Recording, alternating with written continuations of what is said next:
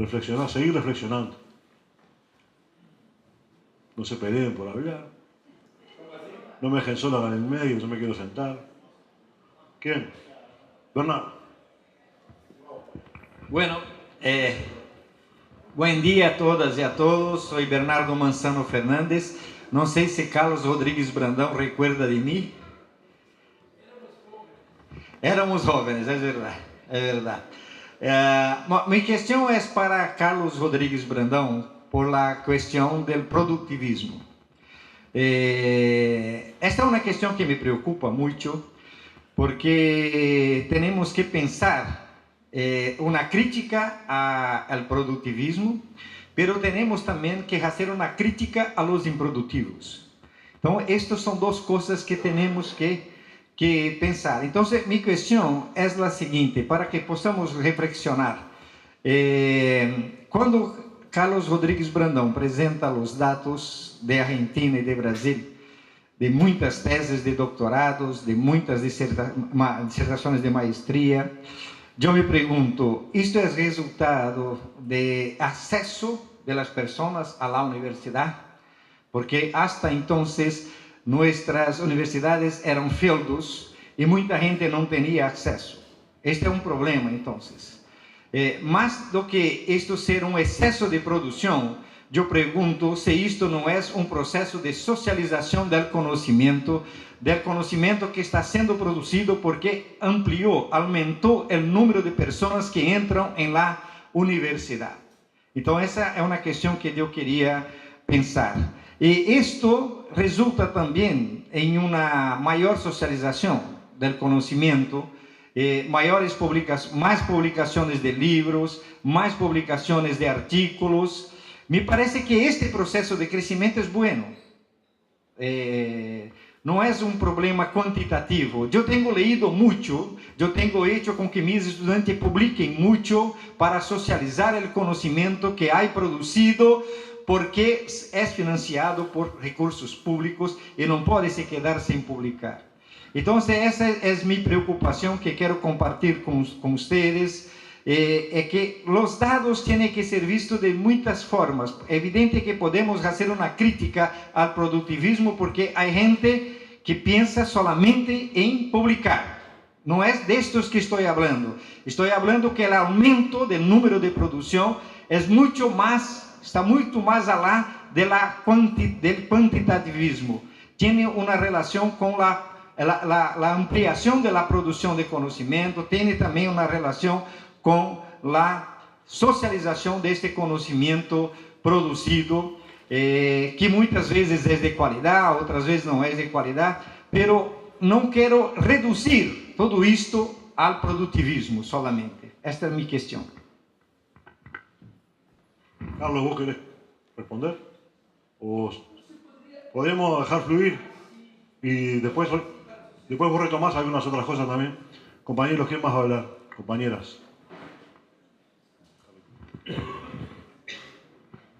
Buenos días para todos y para todas. Mi nombre es Carlos, vengo de la Universidad de la República de Uruguay. Agradecer a los compañeros que han facilitado que tengamos este espacio de encuentro, que está muy bueno, y agradecerles a los tres compañeros que les tocó abrir la mañana de hoy, porque realmente fueron muy motivantes las tres presentaciones, ¿no? Y quería tomar algunas cosas de cada una para disparar elementos que puedan seguir circulando en la discusión. De lo que nos traía Humberto acerca de la no conveniencia táctica de publicar algunas cosas, ¿no?, de las que se producen en el marco de una investigación militante, yo pensaba en lo que me parece que decodifico como la preocupación que está detrás de lo que planteaba el profesor Manzano, que decía, bueno, a veces no es conveniente tácticamente publicar algunas cosas porque son del interés o de la vida de los movimientos sociales, de las organizaciones sociales con las que trabajamos. Pero la pregunta que yo me haría sería, a mí me parece que a veces no es tácticamente conveniente no publicar cosas para los académicos, los universitarios. Por ejemplo, si yo no publico, pierdo mi cargo en la universidad.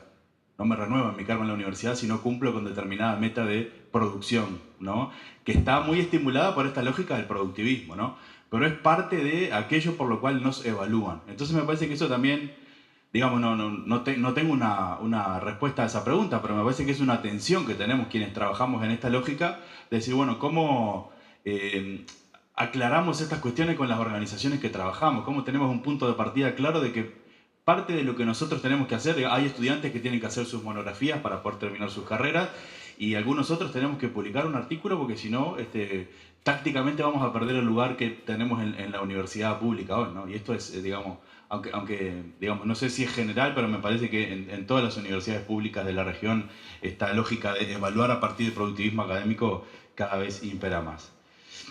Y en relación con eso, bueno, un dato para complejizar la reflexión que traía el profesor Rodríguez Brandao sobre la conferencia esta en Cartagena de Indias, ¿no? El ARNA. Yo estuve mirando, me parecía muy interesante las mesas, los nombres, las personas, pero la inscripción salía $500 para poder participar. Y eso para el salario de un docente de una universidad pública de nuestra región es prohibitivo, ¿no? Entonces también pensar, digamos, cuáles son estas lógicas, cómo se meten estas lógicas del mercado y de la intensificación financiera, la producción en la vida de nuestras universidades. Y ahí una reflexión, a mí me pareció muy interesante lo que traía Breno acerca de pensar los repertorios de acción de las empresas, ¿no? Así, bueno, hoy más temprano el profesor Manzano bromeaba y decía, bueno, el capital hace años que viene desarrollando investigación militante con las universidades, ¿no? O sea, la mayor parte del conocimiento académico que se produce en las universidades es funcional, servil a la intensificación del capital en nuestras vidas, ¿no? Y si pensamos en el área agraria, por ejemplo, en Uruguay, gran parte de los posgrados de las ciencias agrarias son financiados por las propias empresas del agronegocio. O sea que es lógico que van a formar gente que después va a ser funcional a eso. No van a formar a gente que puede pensar críticamente sobre los procesos de agronegocio, que pueden pensar el marco de la agroecología.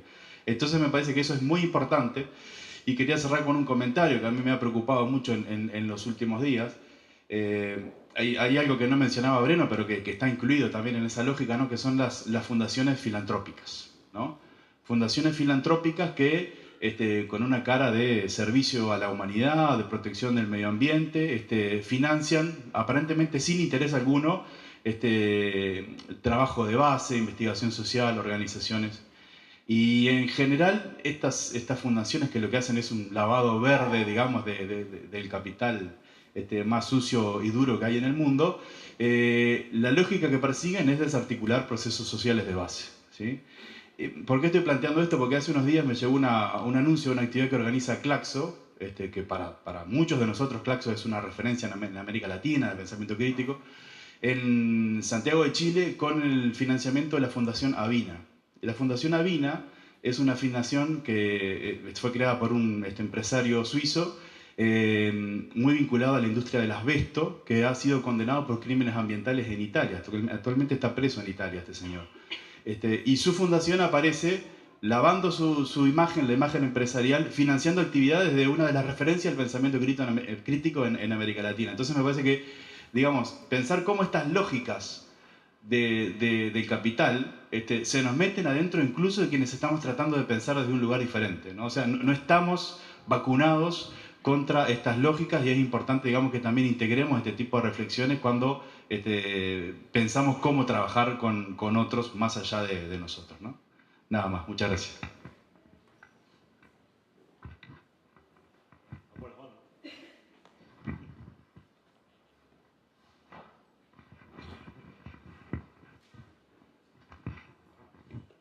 Oscar Lupori, de acá de Rosario. Y yo tal vez me desvío un poco de lo que plantearon ustedes dos. Y mi pregunta es retomar lo último suyo, Brandao.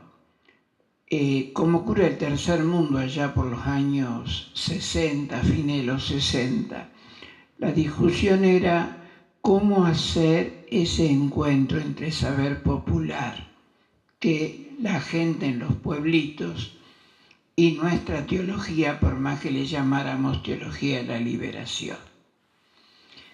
Porque son dos formas diferentes de producir el conocimiento.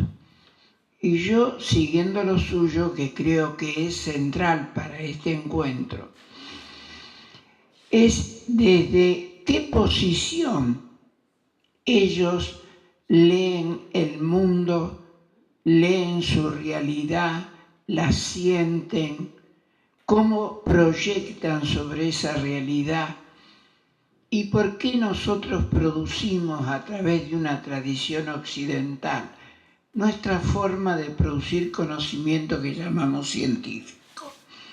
Que eso nos contagia a todos, porque la teología quiere ser conocimiento científico. Antropología quiere ser conocimiento científico, pero son dos formas diferentes. ¿Y cómo hacer el diálogo? Eso que Paulo Freire nos largó, algo muy enigmático pero muy importante, diálogo entre la lectura del mundo y lectura de la palabra. Y el educador como aquel que tiene que jugar en ese diálogo. Creo que esto es una pregunta muy importante porque usted ponía ejemplos muy serios. Hacemos investigaciones sobre qué, desde nuestro lugar, desde nuestra forma de sentir. Y creo que esa pregunta suya nos obliga a dar más vueltas. Gracias.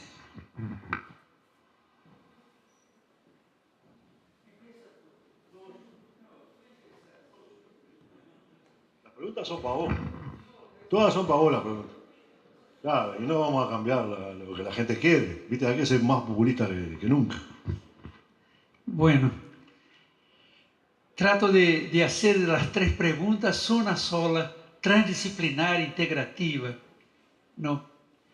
Y un poco con la osadía y a veces, yo diría, la transgresión típica de los antropólogos. Que tenemos la buena o mala costumbre, no sé, de para comprender una cosa pensar otra, ¿no? A veces pensamos que, por ejemplo, el productivismo, ¿no?, es algo que pasa a un nivel académico o industrial, pero pasa con la cotidianidad de nuestras vidas. Otro día, por ejemplo, leía una de esas investigaciones cuantitativas sobre quanto tempo promédio o brasileño gasta ahora para comer.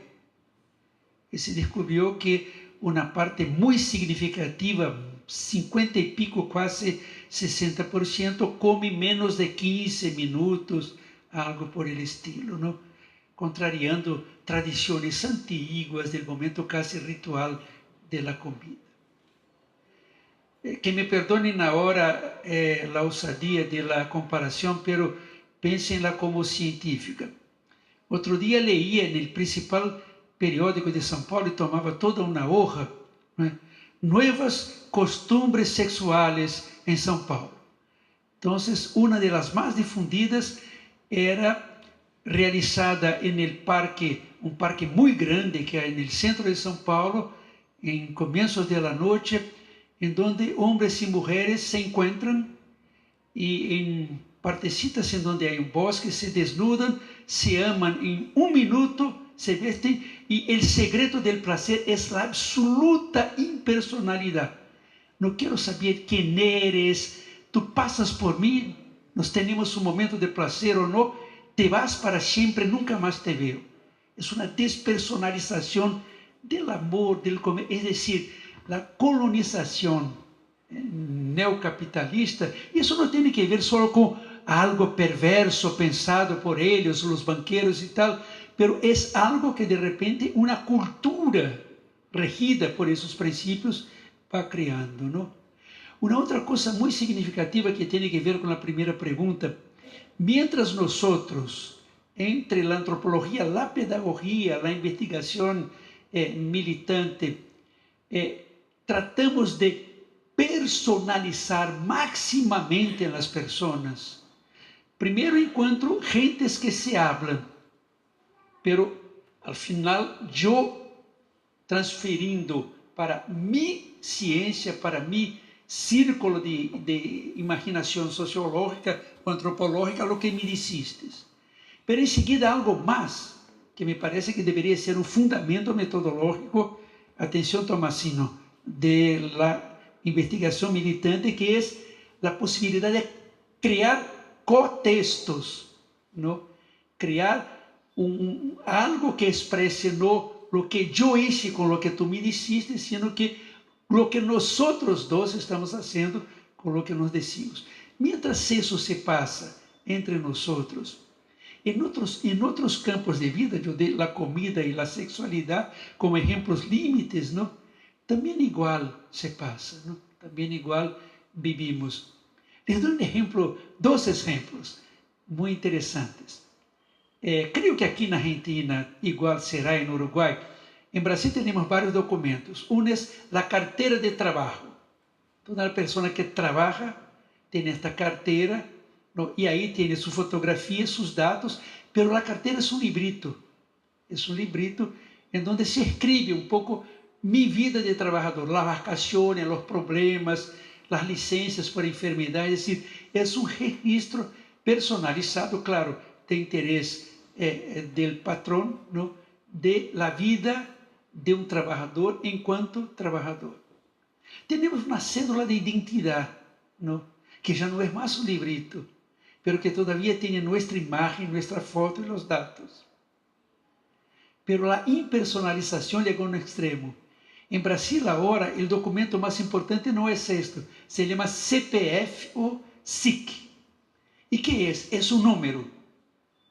El mío es 004448401/20. Yo soy esta persona. Incluso en muchos lugares en donde voy me pregunto, ¿su SIC? ¿No? Porque con el SIC, ahí sí, ellos tienen todo lo que quieren sobre mí. Pero yo soy reducido a un número.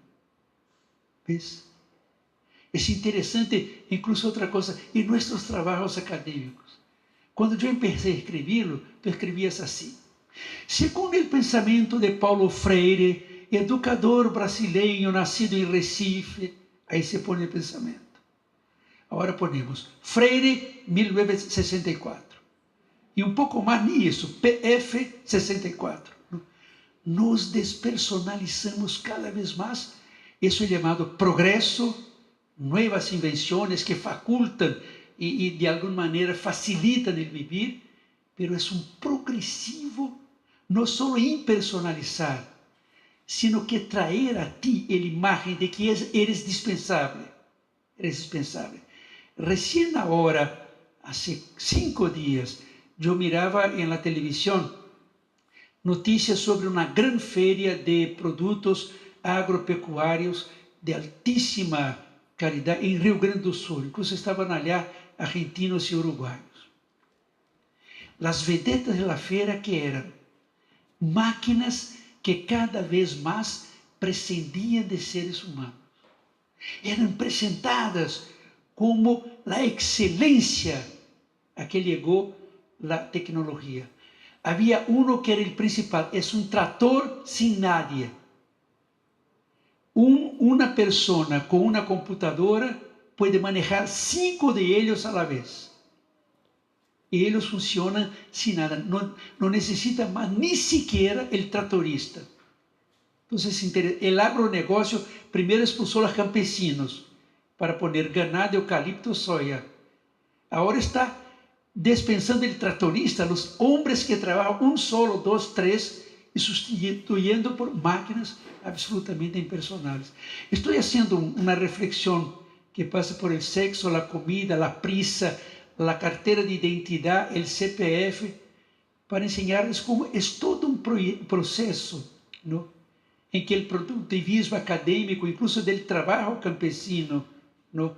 Como un ser lento de otra época, de otro mundo, que no puede concurrir con la modernidad, como todo eso está vinculado, ¿no? Y repito, no una especie de creación intencional de algunos malditos políticos empresarios, sino que el proceso mismo se despersonaliza, ¿no?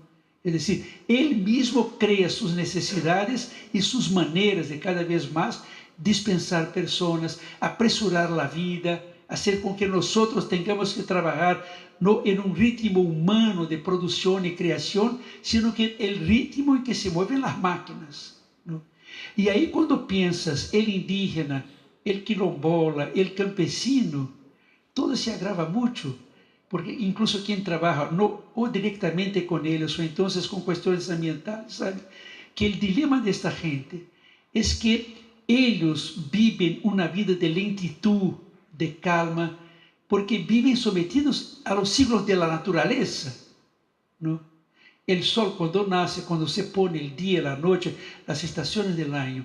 Y hasta eso, la tecnología moderna está tratando, ¿no?, de resolver y someter a otros ritmos que no son más el de la relación hombre-naturaleza, sino que la relación hombre-máquina, que sustituye inclusive el ritmo natural, incluso las semillas de que hablaba Breno, não é, pré-fabricadas em Monsanto e tal, cada vez mais um apressuramento da vida e cada vez mais uma desnecessidade de seres humanos, ou colectivamente em uma comunidade, ou personalmente, actuando para produzir ideias, para produzir teorias. Outro dia eu li incluso uma coisa muito interessante, não?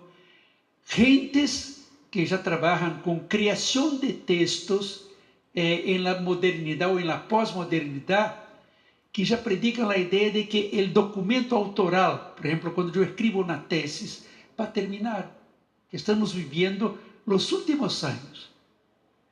¿Qué pasará en el futuro? Habrá, incluso ya hay, en nuestros computadores, en nuestros Googles y Wikipedias y tal, una cantidad tan increíble de cosas ya escritas, que en el futuro yo no necesitaré más crear textos. Nomás voy a capturar textos hechos, dar un toque personal, mezclarlos y a presentar eso como mi texto. Algunos defienden incluso. Quien sabe yo estoy siendo ya en este momento un poco conservador. Quien sabe eso ya es. Miren, ustedes que están haciendo monografías o tesis, por favor, no lleguen a tanto. Pero ahí está el horizonte. Bueno, hay una pregunta tuya, pero voy a pasar un poquito a los compañeros, después volveremos. Incluso con teología de liberación. Toma asiento.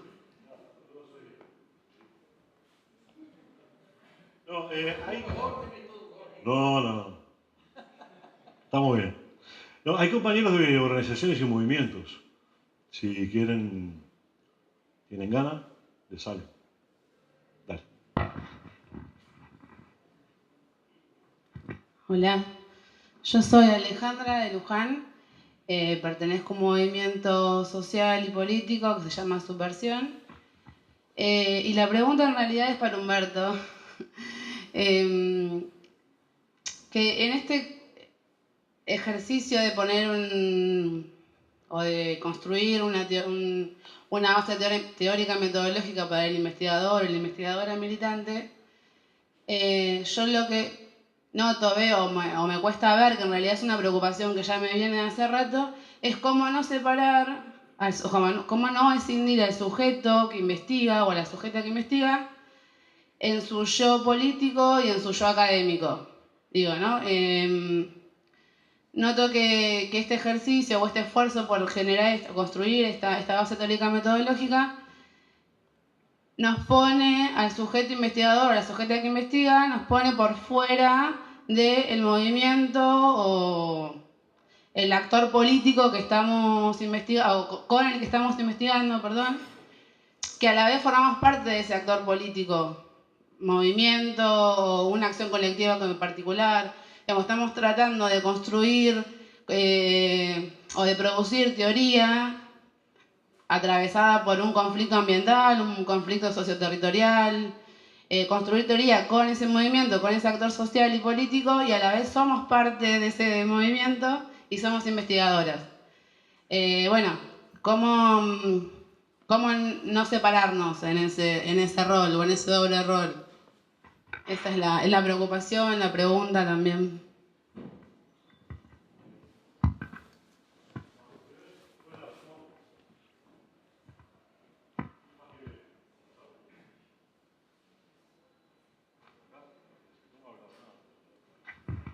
Sale por acá sorteado. Compañera. ¿Estamos tímidos? Compañera, muy bien.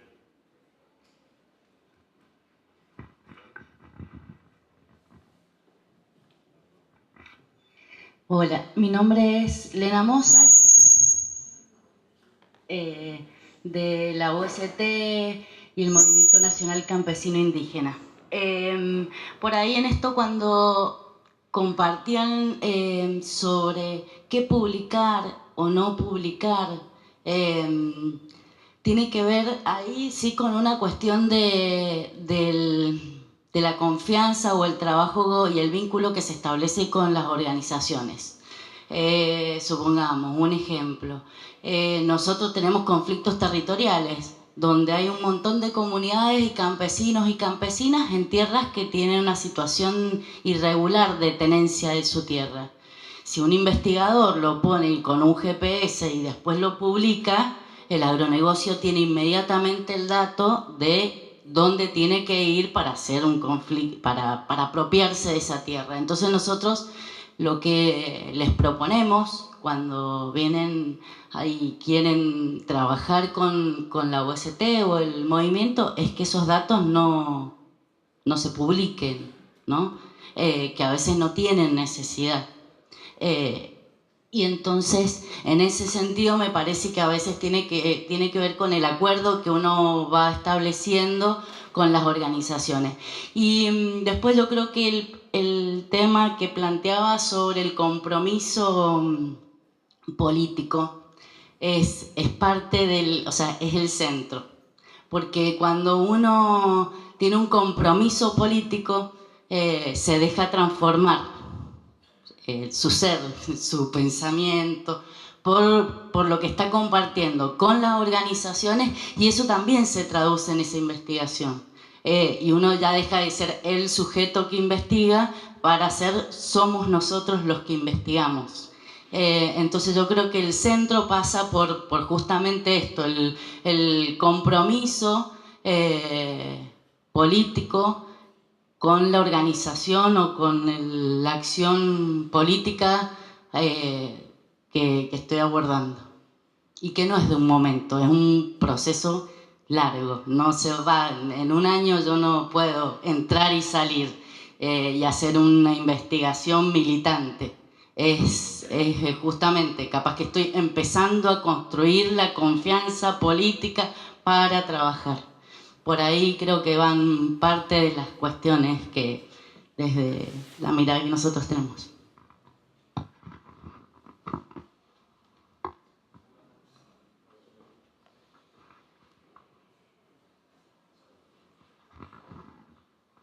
Gracias.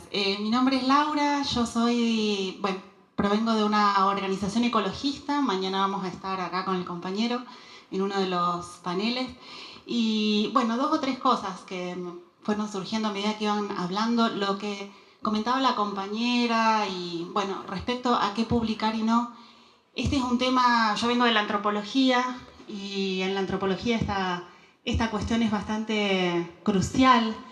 Si en los procesos que estamos investigando, sobre todo esto se viene conversando, ¿no? En la última década, y sobre todo de las perspectivas postestructuralistas, ¿no? Lo que se dice es, bueno, nosotros estamos participando con nuestros discursos en la realidad que estamos investigando. Somos productores de realidad al mismo tiempo que los movimientos sociales, las organizaciones, los grupos que pueden estar o no en conflicto. Entonces es una cuestión muy importante ver qué decimos cuando investigamos, ¿no? ¿Qué registramos? ¿Cómo lo publicitamos? No es una cuestión menor, sobre todo todas las cuestiones de las deliberaciones que se producen al interior de los movimientos y de las organizaciones en los procesos que estudiamos. Ese es un punto muy importante a tener en cuenta a mi modo de ver con respecto a eso. Con respecto a lo que comentaba aquí el compañero, respecto a cómo seleccionamos los temas de investigación desde la universidad, ¿no? Ese es un tema que es bastante, creo que nosotros lo venimos discutiendo en antropología. Los temas los elegimos desde la universidad o en realidad digamos, pensando en esto, ¿no? Pensando en la relación entre cómo se venía planteando entre universidad, movimientos sociales, organizaciones y demás, a mí me daba la sensación que hay como un hiato, como una brecha. La universidad sigue siendo la institución o una institución que está como separada de los procesos que investigamos. Y yo lo que pienso es, yo como vengo de una organización, en realidad hemos venido trabajando desde hace un tiempo con las organizaciones, en realidad nosotros nos metemos en los procesos y los generamos. Muchos venimos de las universidades, pero estamos allí seleccionando temas que la realidad misma, los procesos mismos nos van suscitando, nos van sugiriendo y vamos hacia ellos y los seguimos, digamos, ¿no? Yo me preguntaba si desde la universidad también se podría cortar esa brecha, ¿no? Parándose como estudiosa de procesos y en realidad meterse en los procesos y ser parte de esos procesos junto a otros actores. Quizá ese es el espíritu de la investigación militante. Pero entonces allí nos convertimos en productores de esos procesos que nosotros estamos estudiando. Me parece que esa dialéctica es interesante repensarla hoy.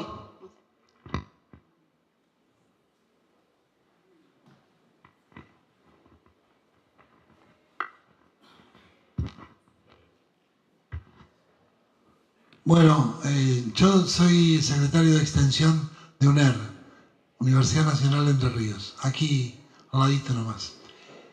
Me gustaría plantear una inquietud que está vinculada a cuestiones de la institución, puesto que nosotros somos funcionarios de la institución y digamos, esta mirada que voy a plantear está hecha desde dentro de la institución. En los últimos años ha habido, evidentemente, en nuestra institución un avance de la extensión bastante interesante en volumen, en calidad, en financiación, en convocatorias. O sea, en general ha crecido mucho. Hasta el punto de que ha aparecido una interfase de debate con los investigadores que observan el crecimiento, observan el presupuesto.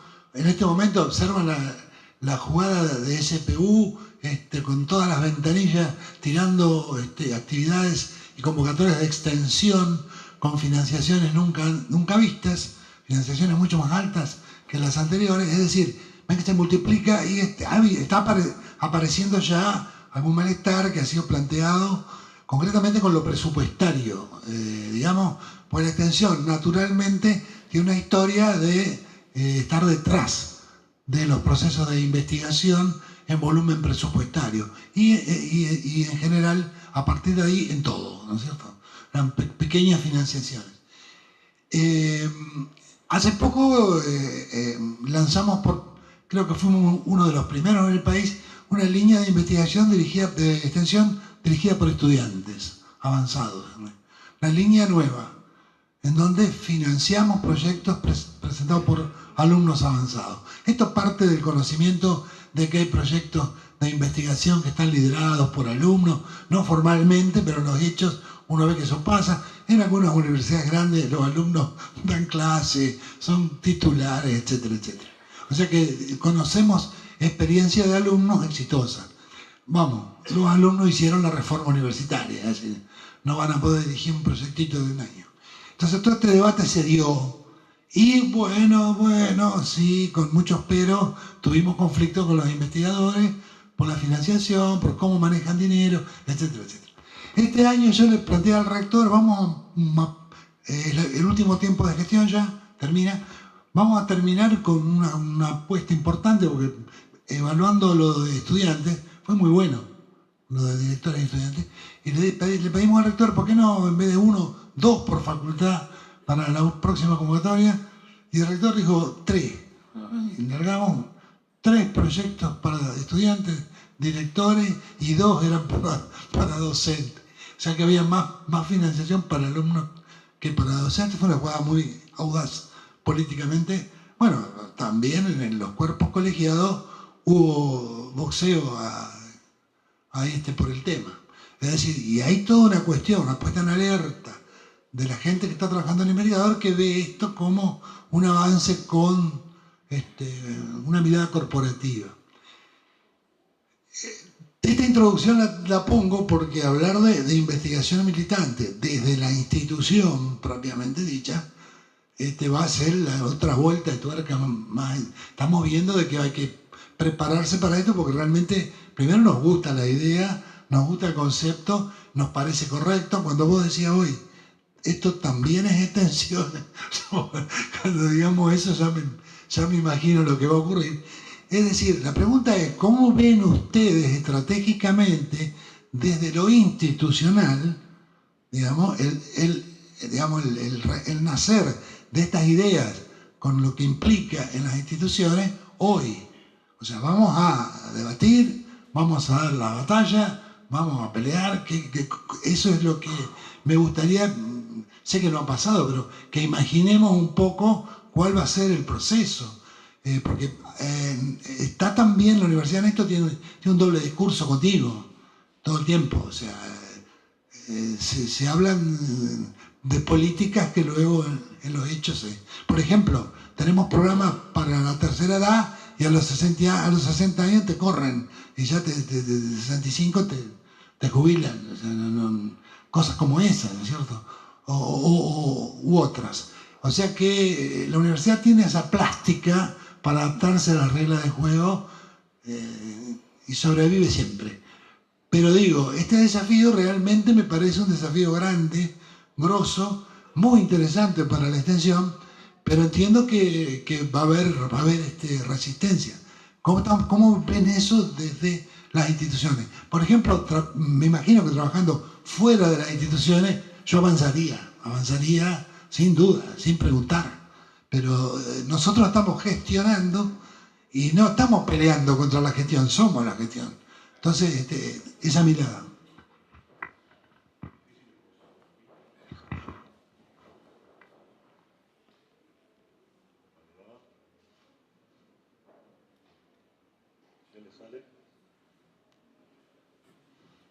Capaz que hacemos un cierre, capaz que Breno hace un pequeño cierre, para los que quieran hacer cierre, ya. Carlos, quedó pendiente ahí unas cuestiones que querías colocar. Yo tengo una pregunta ahí que tengo que contestarle a la compañera, si puedo. Claro, ¿querés contestar la primera? Carlos.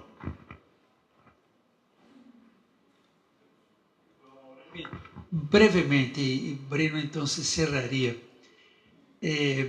Sobre eso, sobre esta cuestión que de diferentes maneras ha sido preguntada y me imagino que seguirá siendo y no será resolvida en esos días, ni sé si algún tiempo en la historia.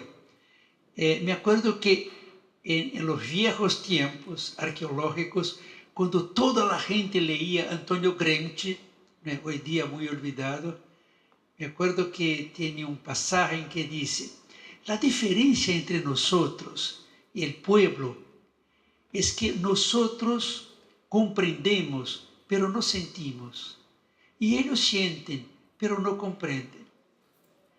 La consecuencia pedagógica es educación popular, o IAP, o investigación militante, es encontrarnos para que nosotros aprendamos con ellos a sentir y los enseñemos a comprender.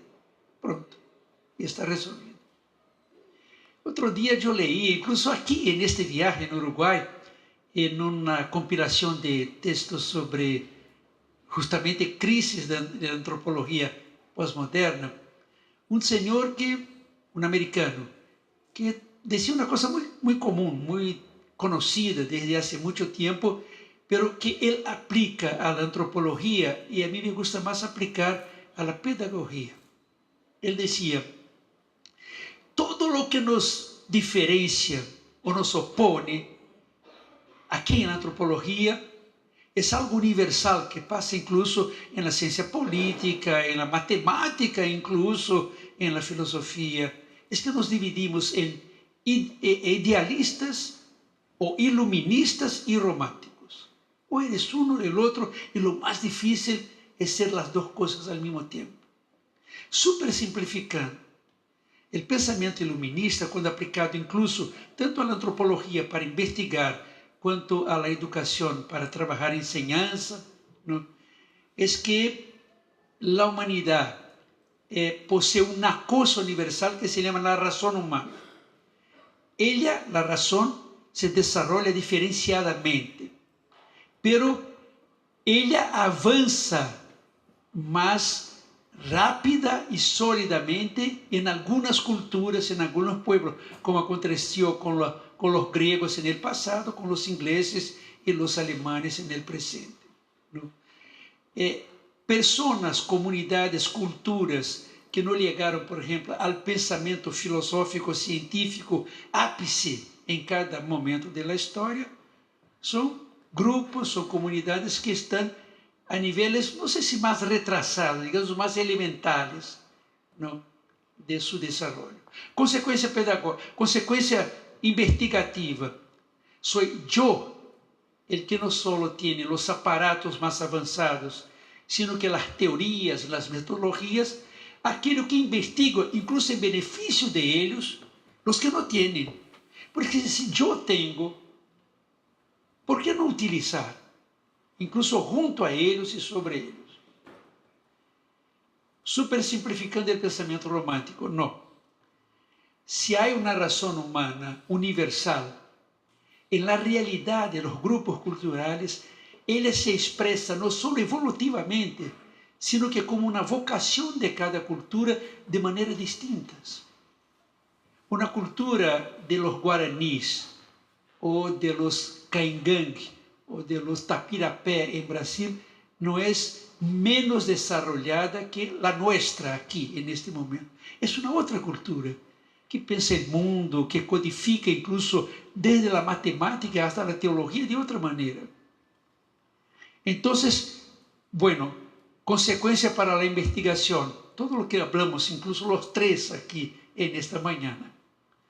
Yo puedo tener desde mi punto de vista una teoría que considero más elaborada, más avanzada, tengo una metodología de trabajo igual. Pero si voy a otra comunidad para intentar comprenderla, sobre todo con la intención de que sea una comprensión que sirva a ellos, yo tengo que partir no de ellos o de mí, sino que un espacio intermediario de creación de un diálogo, de un entre nosotros. A mí me gusta hablar de esta expresión.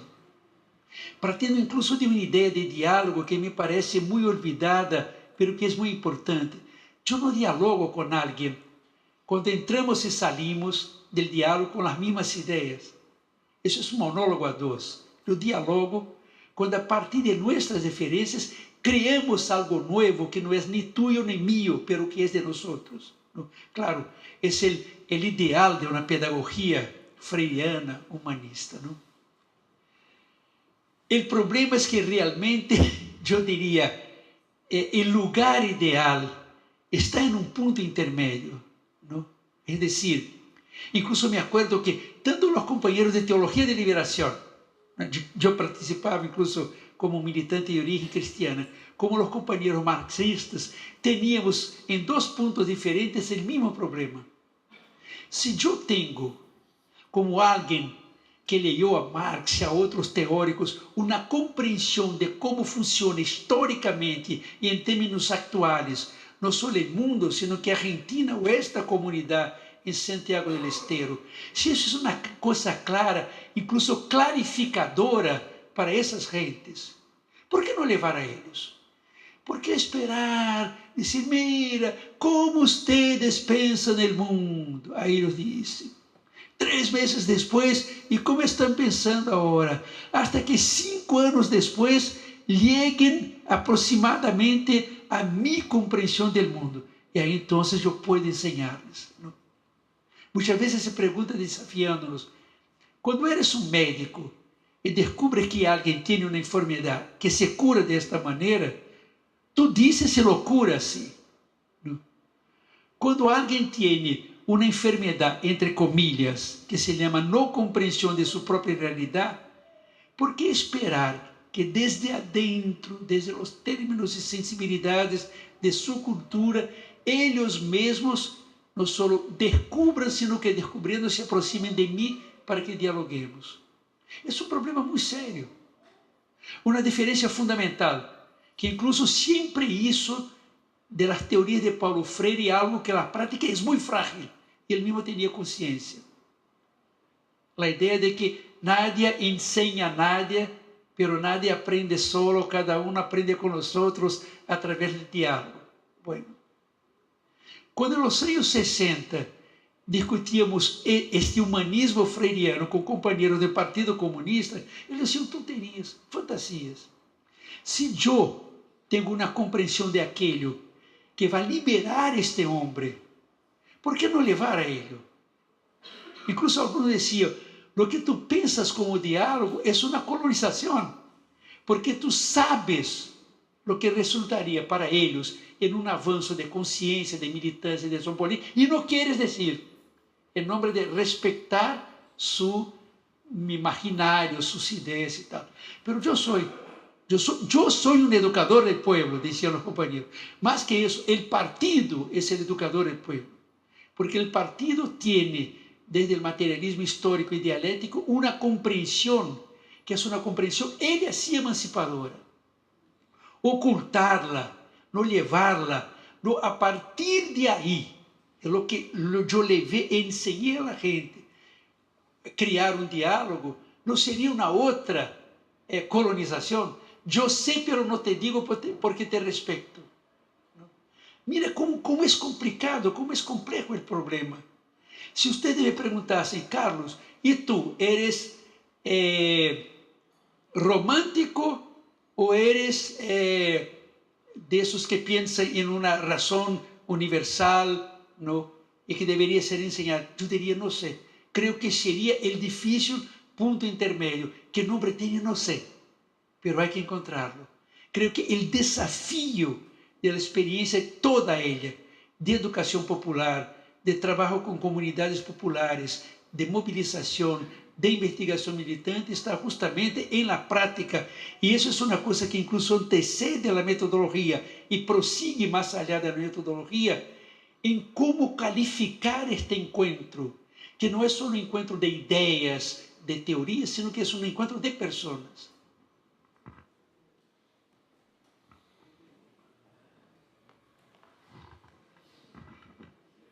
Después de esta intervención de Carlos, bien interesante. ¿Alguno quiere hacer alguna? ¿Algún compañero quiere?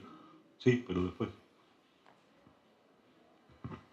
Hola, voy a hablar en portuñol.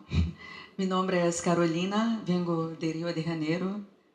Bien, trabajo un poco con Breno también. Bien, lo que estaba pensando a partir de lo que dice Carlos es que, bien, yo creo que también lo más difícil es cuando tú levas tu pensamiento científico tiene que escuchar el punto de vista del otro. Y bien, cuando lidamos con comunidades tradicionales, creo que es más fácil de respetar un otro pensamiento. Pero otro día yo fui a un encuentro acerca de la violencia en las favelas de Río de Janeiro y tenía muy pocas personas en la asistencia. En la mesa había un investigador, una persona de partidos PSOL de Brasil y un hombre que trabaja como en la comunidad, agente comunitário de saúde. E foi muito interessante porque o investigador dizia que crack e açúcar e café são o mesmo. Temos que pensar que são o mesmo porque são produtos que afetam nossa consciência. La persona del partido político hablaba de la cuestión política, porque la cuestión era problematizar la relación entre la violencia y la droga en las favelas. Bien, la persona del partido político era también una advogada y hablaba de este lado. El hombre que era el agente comunitario de salud foi a única pessoa que trouxe ponto de vista muito diverso. E eu creio que ele era também religioso. Ele dijo, bien, yo no puedo decir que crack, azúcar y café son lo mismo porque las consecuencias no son las mismas. Entonces, una cosa es hablar de el mundo ideal de nosotros, de que bien, de un cierto punto de vista son lo mismo, pero en la realidad de la favela no es lo mismo. Y fue muy interesante porque teve la coragem de trazer outro ponto de vista em uma situação de uma mulher que morreu porque estava afetada por la droga e teve incêndio e não pôde sair da casa, e também a questão do sistema de saúde. Bem, por que trago este exemplo? Porque como é uma pessoa da modernidade que também vive na cidade, é mais difícil para nós outros aceitar este ponto de vista. Bem, tuve uma atenção que para mim foi o mais importante deste encontro, porque senão estamos falando sempre o mesmo para os mesmos. Temos ideias muito claras de lo que é o pensamento que pode liberar as pessoas, pero muitas vezes não tomamos em conta lo que estas pessoas estão vivendo e seu ponto de vista. E bem, no fim, o diálogo foi muito construtivo e as pessoas chegaram a uma compreensão dialógica acerca de lo que era o problema. Então, eu creio que é muito importante colocar nosso ponto de vista como teóricos e escutar o outro ponto de vista. Lo mais difícil é não ter preconceito, prejuízo. Bem, para mim, o que mais está me mobilizando agora é como fazer comunicação com as pessoas que são da cidade, pero pensam diverso. Entende? Como as pessoas que estão nas religiões neopentecostales. Como falar com eles? Porque, bem, necessitamos falar com eles, não? Então, a questão da comunicação é escuchá-los também, tomar em sério. Se uma pessoa crê que existe o demônio, eu creio que é um absurdo, mas eu tenho que tomar em sério, porque é muito importante para ele. Então, são provocações, assim. Gracias.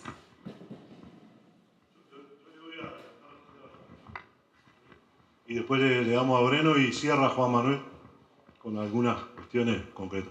No, la pregunta que vos hacías. Yo me parece que hay distintas situaciones ahí, de los anclajes que tenemos en las organizaciones y en los movimientos. Uno puede ser parte del movimiento, formarse con el movimiento, inclusive ser técnico y estar dentro del movimiento y compartir el movimiento.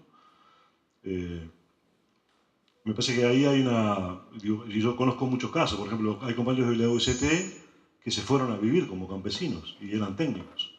Y son intelectuales orgánicos que se formaron en parte afuera y en parte adentro del movimiento, conviviendo, compartiendo. Me equivoco, es así. Conozco casos de intelectuales orgánicos de los movimientos que no pasaron nunca por una universidad, que son intelectuales orgánicos de los movimientos, que son investigadores de los movimientos, que se formaron adentro. Por ejemplo, hoy el MST, uno de los esfuerzos que hace es formar sus técnicos.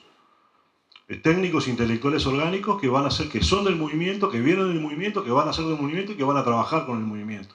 Entonces me parece que ahí hay como una interna, que es interna siempre, porque son compañeros y compañeras que son del movimiento y que se formaron, que se procesaron como intelectuales orgánicos, estudiando, trabajando y luchando, ¿no? La lucha como gran formadora de nuestras intelectualidades. Y después me parece que hay otros casos en los cuales, yo, por ejemplo, ahí me reconocería en mi historia lo que yo planteaba. Yo trabajé toda mi vida con clasificadores, con cartoneros. Yo nunca fui un cartonero. Si bien tuve una afinidad muy fuerte con los compañeros y con las compañeras, y me sentía como con un compromiso político muy fuerte. Pero yo nunca yo no viví nunca como un cartonero. Yo vivía en otro lugar, tenía otra pertenencia cultural, familiar. Y aún así tenía un compromiso político muy fuerte con los cartoneros, con los clasificadores. O sea que me parece que ahí sí funciona. Acá tenemos un vínculo dialógico muy interesante con el compañero. Pasa que soy veterinario, ¿viste? Entonces, y que como no ejerzo más, el tipo sabe que yo no ejerzo más, que no soy peligroso. Entonces me parece que hay, por ejemplo, en el caso del MST, por ejemplo, Saletti, la compañía Saletti que está acá y que hoy de tarde nos va a contar, es una compañía que viene del MST, viene de la historia del MST, construyó el MST con su historia, con las ocupaciones, con las marchas, con las luchas. Y hoy además tiene el rol de ser la coordinadora pedagógica de la formación de los agrónomos en el Instituto Educar. O sea que para Saletti hay una condición interna de movimiento siempre fue una intelectual, Saletti, pero hoy tiene un espacio como intelectual orgánica con la responsabilidad de formar a los compañeros agrónomos en un equipo. No es mi caso, yo no soy MST, yo no ocupé, no tengo esa trayectoria. Tengo un compromiso político con el MST, lo trato de expresar de la mejor manera que puedo, trabajando lo más cerca posible de la coordinación pedagógica, pero hay como una condición distinta. En el caso mío sí es una exterioridad íntima, lo que yo decía hoy. Para muchos compañeros de la universidad yo creo que pasa eso. Y además creo que hay que tener cuidado con los mimetismos. Y eso no es que... Creo que hay que tener cuidado con intentar ser el otro sin ser el otro. Me parece que ahí perdemos el rol, inclusive.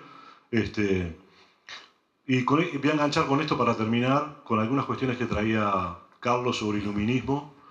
A mí me hizo pensar mucho esta cuestión que traía Carlos y lo que traía la compañera, dos textos de Freire, que leí, que me hicieron repensar para atrás y para adelante mi vínculo con los sectores populares. Uno es el texto, hay un texto dialogado, es un diálogo que hace con Rosa María Torres, se llama Un encuentro con Pablo Freire, donde Freire ahí discute el rol del educador revolucionario, dice Freire. En esos términos lo plantea. ¿Cuál es la relación? Inclusive revisa la relación vanguardia-masa en ese texto. Es un texto del 86. A mí me pareció muy interesante el texto de eso. Inclusive ahí dice, bueno, ¿cuál es la postura del educador revolucionario? Entonces parte de algo parecido a lo que traía Carlos, dice, hay dos posturas que son contradictorias, completamente contradictorias. Una es la postura bancaria, en el cual yo tengo mi verdad y se la tengo que transmitir, ¿no? Como un depósito bancario, al sujeto, al objeto que no sabe, que no conoce y tengo que enseñarle. Hay otra, dice, que es la contraria, que es la postura basista o espontaneísta, dice Freire, en donde lo que diga el sujeto con el cual trabajo está bien. Yo acepto acríticamente todo lo que me plantee la organización o movimiento social con la cual trabajo. Dice, es una postura basista y dice, yo eso lo he observado mucho, en donde nosotros no somos capaces de poder criticar desde nuestro saber, que es distinto a algunas cuestiones del saber del otro que también sabe, pero que sabe otras cosas. Dice, ¿cuál es nuestro papel? Dice Freire ahí. ¿Cuál es el papel del educador revolucionario? Dice, es el partir para transformar. Partir de lo que se sabe y se siente, y lo traía la compañera. Yo muchas veces no sé lo que... Tengo que intentar saber, y no lo sé nunca, ¿no? Lo que siente el otro, lo que sabe el otro, para ir a la construcción de un saber nuevo, proceso en el cual también voy a aprender, y voy a aprender mucho. Y ahí me parece que es una de las cuestiones a pensar en detalle en los grupos y a acercarnos a los planos de coherencia de esto de que el otro sabe, realmente lo escucho. ¿Tá? Porque a veces eso también lo manipulo. Porque tengo planos de incoherencia fuertes en las prácticas. Tengo el discurso de la escucha y no escucho un carajo. ¿Tá? Y manipulo diciendo de que escucho. Eso también, y ahí habla de las virtudes, ¿no? Entonces yo quería cerrar con eso, y de cerrar con otro texto que para mí fue de los más interesantes de Freire, que es un texto, un diálogo con Frei Beto. Se llama Esa escuela llamada vida, donde se pelean por esto. Se pelean, no, discuten Freire y Frei Beto. Y Freire termina diciéndole, bueno, Beto, yo tengo que convencer democráticamente, porque yo tengo algunas convicciones de las cuales no me puedo bajar. Hay algunas convicciones de mi práctica histórica en mi vida que yo las tengo que poner en juego. Yo no puedo no ponerlas en juego. El problema es cómo lo hago. Yo para eso no puedo manipular. debo convencer democráticamente, pero debo convencer. Ese no es un acuerdo para Frei Beto no, termina no cerrando, y es un diálogo que queda como trunco ahí, ¿no? Bueno, de cuál es la postura de avance ahí, convencer democráticamente o tener posiciones que pueden ser un poco más basistas, espontaneístas, aparentemente las que defendía Frei Beto. Pero bueno, de eso estamos hablando estos días, me parece que está bueno que nos convenzamos democráticamente. Bien. Bueno, ya empieza a haber un poquito de hambre, ¿no? Así que voy a ser breve. Dos reflexiones que tienen que ver con las cuestiones que han salido acá, ¿no? Muy interesantes todas. La primera, este tema de las publicaciones que se mencionó, ¿no? Que publicar, que no, se decía si era una cuestión, digamos, táctica, estratégica, ética, ¿no? Etc. Y me parece que acá hay un primer tema sobre el que tenemos que reflexionar colectivamente, ¿no? Muchas veces hablamos de investigación-acción o de investigación militante como un tipo de investigación sobre los movimientos y con los movimientos, ¿no? Sin embargo, me parece que habría que pensar si realmente la investigación militante es solo eso, porque yo creo que la investigación militante es siempre una investigación con los movimientos populares, pero no siempre sobre los movimientos populares, ¿no? Y eso va a depender de qué tipo de tema, de cuestión, emerja a partir de la relación que desarrollamos y que mantenemos con estos movimientos, con estos grupos, con estos sectores comunitarios, ¿no? Puede muy bien ser una investigación sobre una empresa, puede ser muy bien una investigación sobre el Estado, puede ser muy bien una investigación sobre un tema u otro cualquier, ¿no? Entonces ese me parece un primer tema importante, ¿no? de reflexión, porque ahí eso tiene que ver con la cuestión de la emergencia del tema y del, bueno, pues al final, ¿qué es, no? ¿De qué estamos hablando? Una derivación de eso me parece importante, que a veces genera cierta confusión, es que la investigación militante quizás no tenga que ser vista simplemente como una cosa de investigadores. Ahí con Carol, ¿no? Bueno, pues un colectivo de mujeres de la zona oeste de Río de Janeiro, con el cual, bueno, pues nuestro grupo tiene una relación fuerte y demás, nos dijo una cosa que nos marcó bastante ahí, ¿no? En Río de Janeiro. Es decir, bueno, no sé si creer eso de la investigación militante o si prefiero pensar o preferimos pensar, decían ellas, ¿no? En una militancia investigativa. ¿Qué sería eso, no? Decía, bueno, yo no me considero una investigadora, nunca fui formada como investigadora, pero me parece fundamental que todos en nuestras militancias tengamos ese componente, digamos, de una militancia investigativa, y eso ella lo decía pensando como una militancia reflexiva, una militancia preocupada todo el tiempo, ¿no? de entender, de comprender, de transformar, pero sí, de captar dónde se movía, ¿no? Cuáles eran sus interlocutores, sus enemigos, esa lógica investigativa, a veces intuitiva, ¿no? Pero es fundamental para que podamos pensar la investigación militante. Yo creo que las dos cosas son complementarias, porque como muy bien decía Humberto, hay diversidad de situaciones y diversidad de posiciones dentro de la investigación militante, ¿no? Entonces, ¿por qué digo esas cosas? Me parece que a veces son tensiones o cuestiones que no están bien definidas o bien resueltas, ¿no? Pero que acaban llegando al punto de la publicación también. Porque si comprendemos la investigación militante como un proceso colectivo, ¿no? La investigación, o la publicación, perdón, es un proceso y no un fin en sí mismo. Y ese es el problema de la universidad hoy, que la publicación se convierte en un fin en sí mismo y no en el resultado de un proceso de elaboración colectivo, a veces incluso individual, ¿no? Si no pensamos en la investigación militante. Y pensar la publicación como un proceso es pensar también el ciclo, ¿no? De la producción de conocimiento, me parece. Tenemos un momento de diálogo, de producción, de circulación, y siempre hay un momento de difusión también del conocimiento. Creo que la crítica al productivismo muchas veces se ciega, ¿no? De alguna manera con esta idea de que toda la publicación es mala, como decía Bernardo, no tenemos que publicar tampoco, ¿no? Lo que pasa es, la cuestión no es publicar sí o no, es de qué manera publicamos, cómo llegamos a esa publicación, ¿no? ¿Para quiénes? ¿No? ¿Para qué? ¿No? ¿Con qué objetivo? Ahí entramos en otro tipo de conversación que me parece más fértil, ¿no? Porque si se me va a publicar sí o no, pues bueno, yo creo que ahí empezamos mal, ¿no? Estamos un paso atrás, digamos. Y quizás el gran problema, ¿no? Y acabo porque dije que iba a hablar poco, es que la lógica de la publicación hoy ha contaminado la lógica universitaria, ¿no? En muchos países en el sentido de la evaluación y de la financiación. Y esos son dos temas centrales, ¿no? Que tenemos que cuestionar también, ¿no? Porque la publicación hoy premia a investigadores individuales, premia a quienes están arriba, premia a quienes publican de determinados circuitos, ¿no? Premian a aquellos que responden a unos criterios que no son instituidos por nosotros, por la comunidad académica, por la comunidad universitaria, ¿no? Son criterios exógenos, son criterios de empresas muchas veces.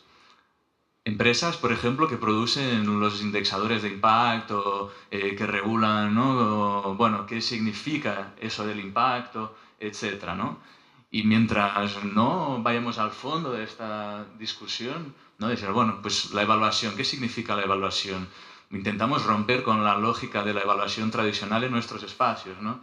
Recién hace unos meses con Bernardo hablábamos de eso en Lima, ¿no? La dificultad que es hacer mecanismos y formas alternativas de evaluación, ¿no? Vinculadas a la investigación militante dentro de la universidad. Muy difícil porque estamos totalmente atados a veces por formalismos académicos que impiden, ¿no? Que podamos generar otro tipo de dinámica de evaluación de un proyecto, de un proceso investigativo, etc. Y tenemos una serie de requisitos que seguir para rendir cuentas en la universidad, ¿no? Lo saben muy bien, por ejemplo, los compañeros y compañeras de la Pluriversidad Indígena Matahuasi, que también dialogan con nosotros en ese grupo, no han podido venir, cómo a partir del momento en el que ellos se convirtieron en universidad oficial en Ecuador, fueron descualificados, ¿no? Yo tengo incluso sobre eso un dato que me parece impresionante. Otro día me enseñaron dos encuestas sobre las 10 mejores universidades de Latinoamérica. En una de ellas, la Universidad de Buenos Aires aparece en primer lugar. En la otra no aparece ni entre las 10. Dos evaluaciones. Para que vean ustedes con qué criterios, ¿no? Nosotros, en términos personales y universitarios, somos evaluados. Yo me imaginé, muy posiblemente, el criterio en que ella no aparece es un criterio puramente productivista, ¿no? Es cuantitativo.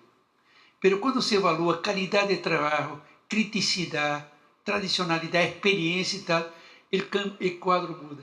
Eso es una cosa que ustedes encuentran ahí por esas internet de la vida. Y es un espejo, ¿no? De cómo individual, colectivamente, grupalmente somos evaluados en este mundo.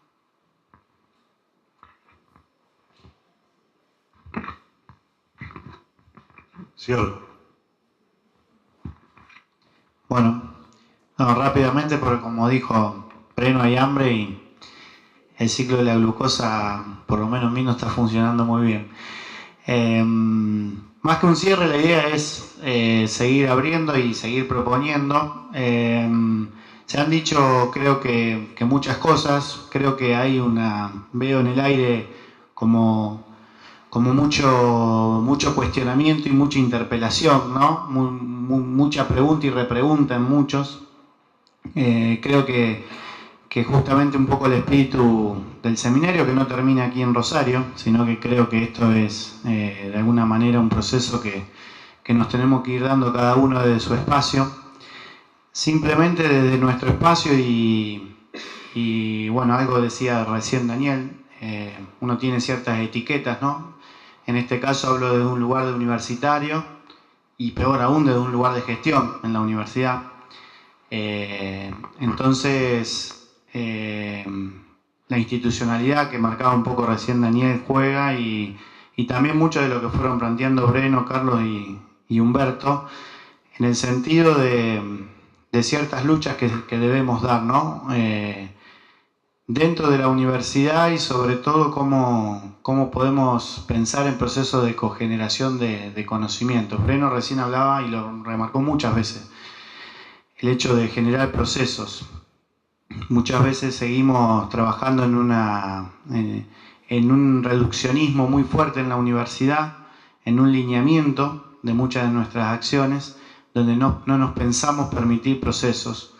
Y eso, quizás no me quiero meter un poco en la intimidad del proceso del MST, que por la posibilidad que nos ha dado Salechi de poder visitar en su momento el Instituto Educar ahí en Pontown, cerca de Paso Fundo, poder visualizar ahí claramente procesos que tienen que ver o que uno asemeja, ¿no?, a la investigación militante.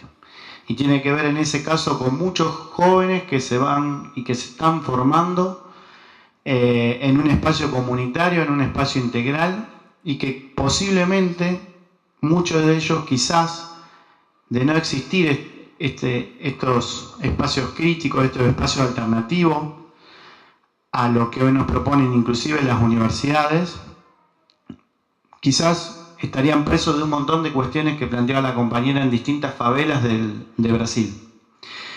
Y eso de alguna manera nos invita, ¿no?, a tener una actitud militante, pero sobre todo transformadora. Y bueno, y de cómo poder vincular, creo que este es un espacio bien heterogéneo, venimos de distintos lugares, de distintos espacios, cómo poder vincular realmente esto que siempre hablamos, ¿no?, de los saberes y demás, pero cómo vincularlos realmente en la práctica y en lo concreto, partiendo de muchas dificultades, por ejemplo, de una universidad que no es popular claramente, sino más bien conservadora, elitista, que incluso en Argentina, más allá de que sea gratuita, sigue siendo de acceso para pocos. ¿Cómo podemos vincular esas instituciones como la universidad con aquellas organizaciones que realmente están en proceso de lucha, y cómo podemos comprender esos procesos de lucha cuando muchas veces desde nuestras investigaciones, desde nuestras superficialidades, no tenemos en cuenta que hay procesos humanos, ¿no? Algo decía recién Carlos también. La universidad siento que en gran parte nos va deshumanizando, la formación académica actual nos va deshumanizando, tiene que ver mucho esto con lo que planteaba Breno también, ayer hablábamos algo con Bernardo, el crecimiento del neoliberalismo también está en la universidad, no por casualidad cada vez hay más cátedras de emprendedurismo en las universidades. Y cómo podemos vincular entonces y tener en cuenta estos procesos humanos para generar procesos alternativos de cogeneración de conocimiento, de cogeneración, y ese encuentro y esa interfase que decía Carlos de saberes, ¿no?, de reconocimiento y de diálogo, que muchas veces nos cuesta mucho desde el punto de que no encontramos o no identificamos en el otro algún saber o algo interesante o algún compartir más puntual, y creo que desde esos lugares ya no se dan los diálogos.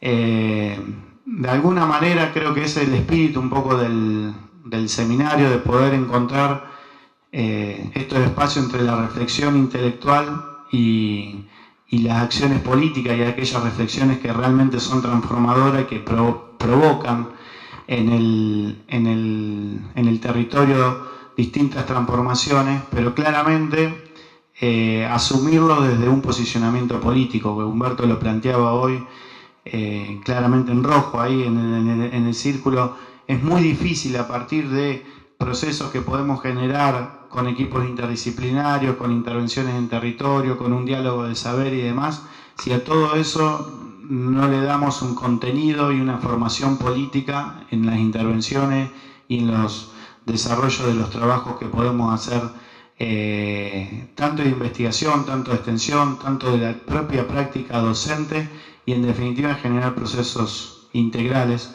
que hoy son los que claramente están ausentes en nuestras universidades y están ausentes, no por casualidad, sino también por muchas de las cuestiones que plantea Daniel.